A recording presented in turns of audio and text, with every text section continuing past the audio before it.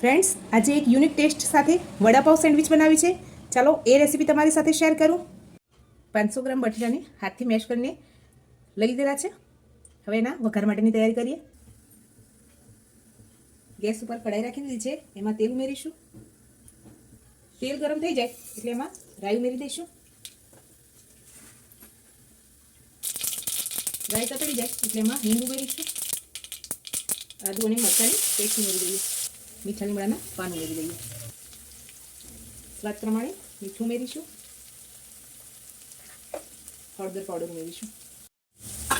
મસાલો સરસ ફ્રાય થઈ ગયો છે. હવે એમાં બટેટા ઉમેરી મિક્સ કરી લઈશું.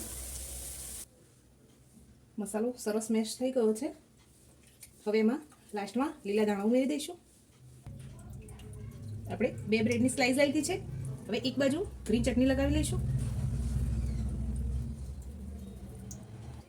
એક બાજુ આપણે આ સૂકી લાલ જે ચટણી બનાવી છે એ લગાવી લઈશું.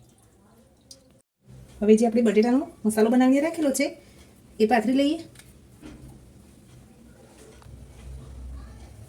હવે ગ્રીન ચટણીવાળી જે સ્લાઇસ છે એને આની ઉપર દબાવી લઈશું.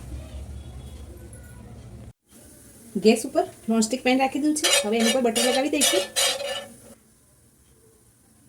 તૈયાર કરીને રાખેલી બ્રેડની સ્લાઇસને ઉમેરી દઈશું. ઉપરથી આ રીતે કોઈ પણ ડીશ કે થાળી રાખી હવે આપણે એકવાર ચેક કરી લઈએ. એક બાજુ આપણે સરસ બ્રેડ શેકાઈ ગઈ છે. હવે થોડું બટર રાખી સાઈડ પલટી દઈશું.